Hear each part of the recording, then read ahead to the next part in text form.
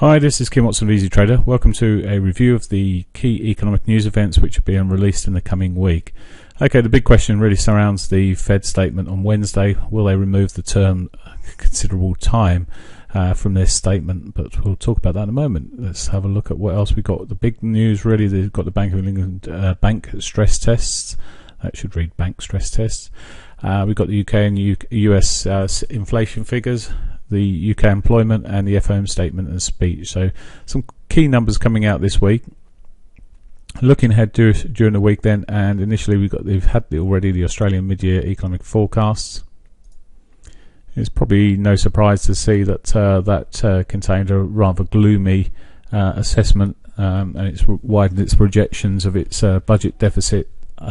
So not a massive surprise to the markets there, bearing in mind what's happening in the Asian sector and the Australasian markets. Looking forward, we've got the European German BUBA monthly report due at 11 o'clock. Not necessarily a massive mover always, but if it conflicts with what's being said, it can create a bit of volatility, and if it confers, well, it can create some volatility. We'll see how that's coming out. It's due out shortly. Moving ahead to tomorrow, we've got a whole plethora of data coming out. The Australian monetary policy figures minutes, which we'd expect were quite neutral to bearish on any chance of interest rate increases, and maybe even considering the opposite. We've got the Bank of England bank stress test at 9:30. Time's missing here. Sorry, it's 7 o'clock rather. And then we've got flash manufacturing services and German flash manufacturing services at 8 and 8:30 respectively. These two provide relatively little data. The bank stress test, I expect some volatility, quite strong volatility around that time at 7 o'clock. But we have to wait until Carney speaks later in the morning. Now, I've seen this published at different times. The initial time I've got here is 9 o'clock. I've seen it at 9:30 and 11 o'clock. So I think I might even see it at 10 o'clock somewhere, but I believe it's at 9 o'clock. So I'll go along with the earlier one initially.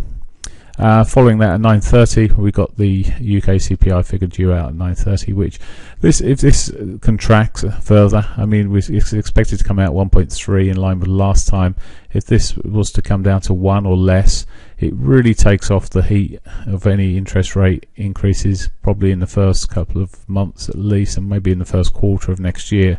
The combination of the stress test and the CPI may be enough to do the pounding tomorrow. We'll see how that runs. Looking ahead down Wednesday, we've got the employment report at 9:30.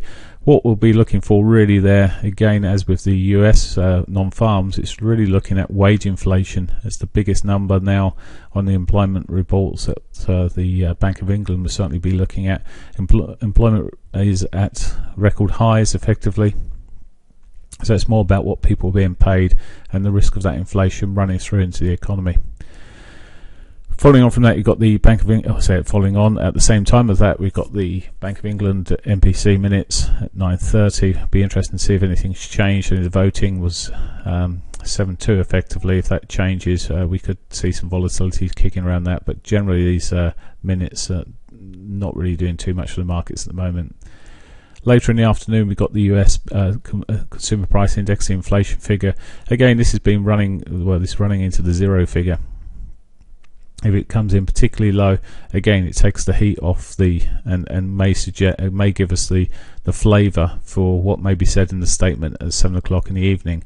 As I said, we're looking to see if the statement, any changes being made to the considerable time element of the interest rates remaining low. Now, if that's left as is, because inflation is coming in less than, if it comes in negatively, effectively, I would expect that the statement may leave that statement in there. If it comes in positive, it may be the other way around. It was only a rough guide, as I say, but I suspect that may be the event. Unless, of course, I mean, the inflation forecasts are looking to strengthen considerably, but at the moment what we're seeing in as I say, in the Australasia area where things are tightening up, we may see cheaper prices coming. That may flood through and increase deflation, effectively the deflationary pressure, and mean that the statement would be left untouched. Of course, then at 19:30, 5:30. Get it right. It's 7:30. That's what I was trying to say. In the evening, we've got Fed Chair Janet Yellen speaking. Leading on to Thursday, real only key figure there I've got at the moment really is the UK retail sales at 9:30, and then on Friday we've got the monetary Bank of Japan monetary policy.